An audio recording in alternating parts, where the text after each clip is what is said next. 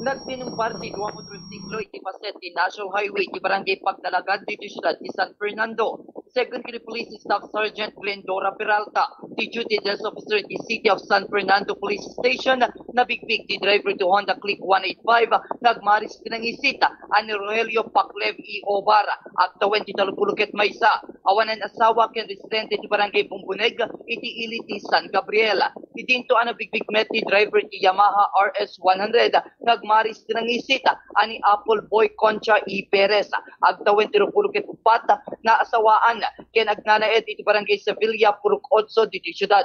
Ilawlawag na abasar itinisayang kat nga investigasyon, bayat adumaldalyasa tinangiturong ti Honda Click 185, nagturong agpamyanan ket ditakil laat adimbong para ti salsarunwen na Yamaha RS100, nagturong metlaeng iti kapada at direksyon.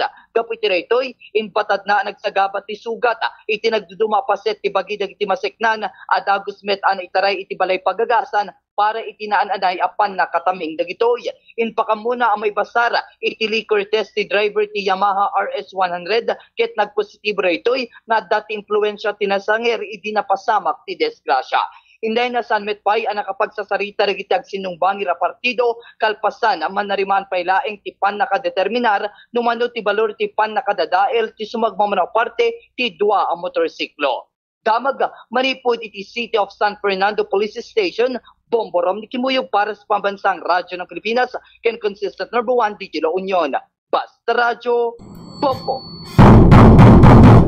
Maraming salamat sa